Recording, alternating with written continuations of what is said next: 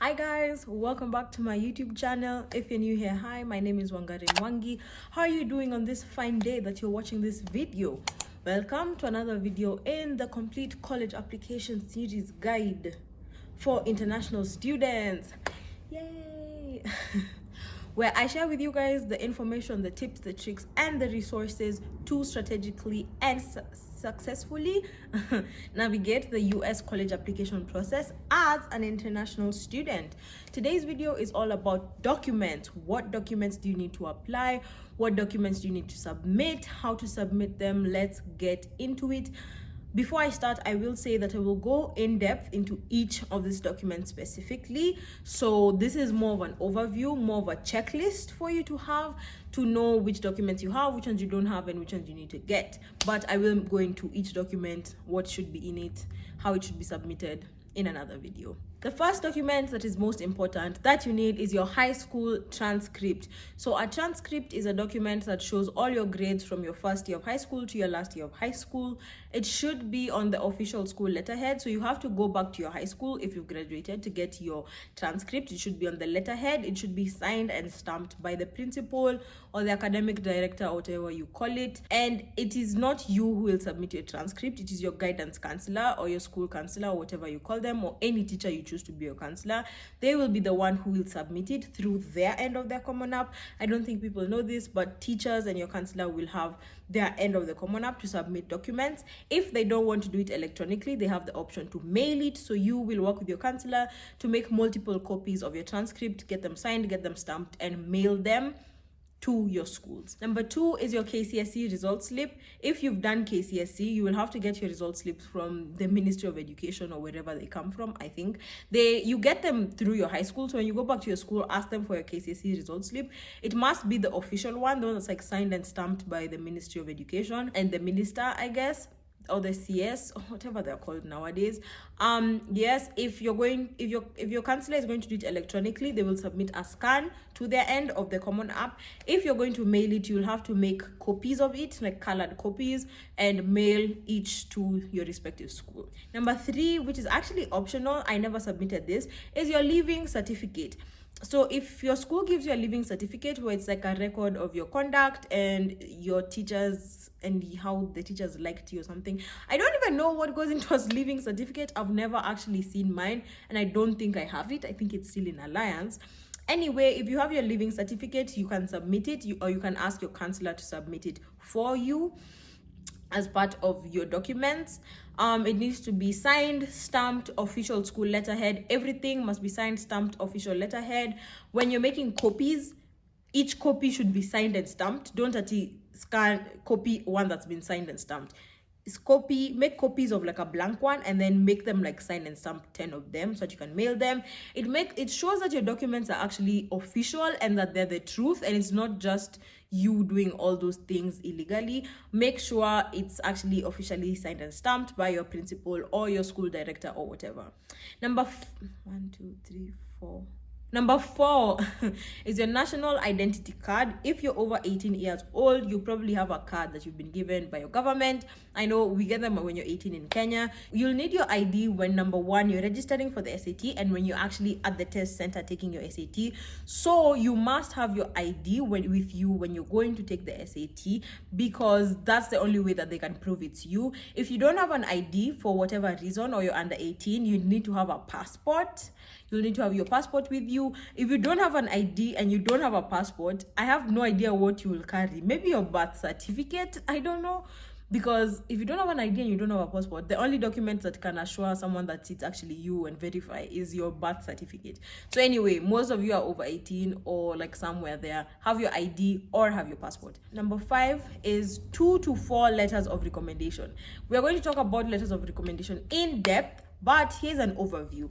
Each college will ask for letters of recommendation. Some ask for only 1, some ask for up to 4. If to be on the safe side, have at least 3. I have 3 letters of recommendation. Have 1 by your guidance counselor. Your guidance counselor must write a letter of recommendation. Have 1 by a teacher who taught you math or a science, biology, chemistry, physics. And then have 1 by a humanities teacher, history, geography, religious education, music, art, business, all those types of things. Again, it must be on the school letterhead, it must be signed, it must be stamped by that teacher. So when it's not you who will submit your letters of recommendation, it is your teacher. Your teacher will have their own side of Common App, and so if they decide to submit it electronically, they can submit a scan of a stamped and signed one, and it will go to each school. If you choose to mail them, like actually mail a physical copy, you'll have to make multiple copies of the letter. Your teacher will have to make multiple copies of the letter, sign them, stamp them, and submit them to the school. If you don't have a school counselor, ask any school official, ask any teacher, ask any vice principal, ask your principal, ask a director, ask the head of departments. Just ask someone to act as your counselor. And we will go in depth into recommendations because there's a lot that goes into it. And for now, that's just an overview of what you need to have. Next, because I lost count of the numbers, is tax returns. And tax returns from your parents and from you. So tax returns from your official revenue authority. In Kenya, it's KRA. Go to KRA, get your tax returns. For your parents, it will have to be for the previous financial year. So now I think they're asking for 2019 tax returns for the 2019-2020 fiscal year. So you'll need to get those. Again, this takes time, so ask in advance. Ask for all these documents in advance, and once you get them, have them ready because you need them.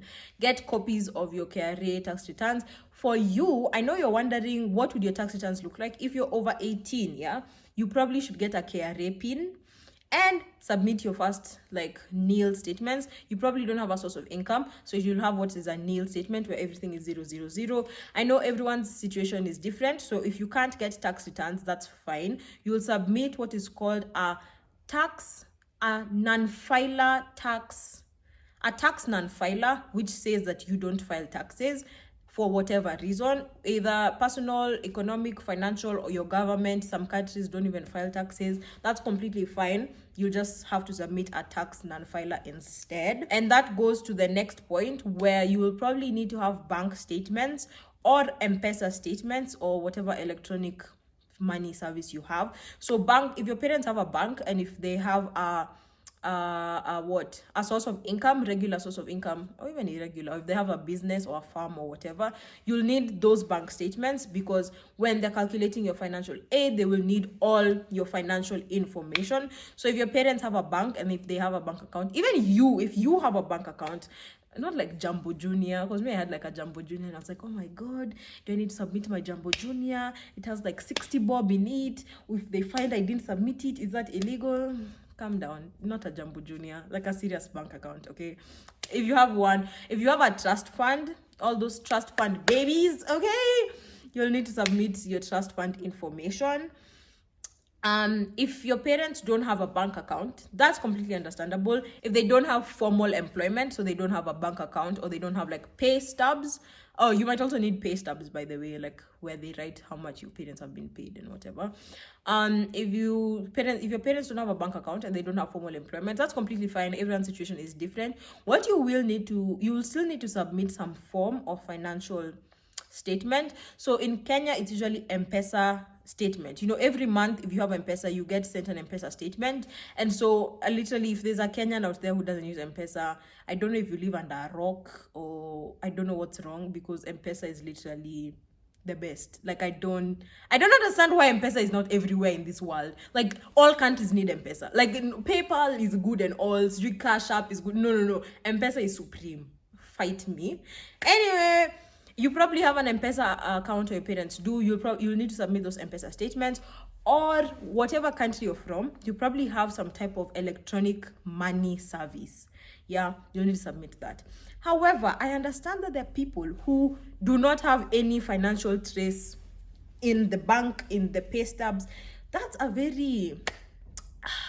I've never interacted with someone who doesn't have, whose parents don't have a bank or M-Pesa, or all their money is hand to hand. If that's your situation, please, I suggest you reach out to your schools that you're planning to apply to, explain your situation to them, and ask them the way forward, because I cannot give you advice on this regard, sadly, and you will have to ask your school, their financial officers, to help you out. Lastly is your passport. You will need to have a passport. If you're planning to go to the US next year, September, and you don't have a passport right now, you are joking. You need to get a passport ASAP. I know consular services are closed. Is a passport in consular services? I don't know. Embassies are closed. A passport in embassies? Where does my passport come from? No, it's not from an embassy. It's from the Kenyan government. What? Anyway, oh, Jesus Christ. You will need a passport. So, I know services are closed. Oh, e-citizen. If you're Kenyan e-citizen, you have to sign up for a passport through e-citizen. If you don't know what e-citizen is, link down below. You don't sign up. You apply for a passport. You will have to pay. I don't remember the payments. I will link all the information down below. It differs for each country. You'll need to get a passport. And if you already have a passport, it should be valid up to, like, if you have a passport now, check the expiry date, because when you're applying for your visa, you'll need a passport that's valid 6 months after your start date. So if you're starting next year, September, you'll need something that's valid 6 months after September. And if your passport is expiring in the next year, I'd say, in the next year, renew it now. Just renew it to be on the safe side. So with all, those are like 8, 9, 1, 2, 3, 4, 5, 6, 7, 8, maybe 9 documents that I've said that you need to have. This is more of a checklist where you should have somewhere where you're like, okay, I need this, I have this, I'm asking for this, I've asked for this, I'll get this by when. What you don't want to happen is to be in a situation where the deadlines are coming up and you don't have your documents. Please try and get your documents as early as possible, because you'll need them and they'll be important, and you don't want to be rejected just because you didn't have your transcript. Sawa. As I've said, I'll make a video where I go into each of these documents specifically and go more in depth into them, so be on the lookout for that. If you've watched this far and you've not yet subscribed, please subscribe. There's a red button down below. I would really appreciate it, and you're welcome to join our tiny minuscule corner of the internet. Thank you so much for watching. I hope this was helpful. As usual, my social media will be somewhere on the screen. Feel free to ask me any questions you have, and I'll be happy to reply to them and help you guys out. That's it for today. I will see you in next week's video. Okay, thanks. Bye.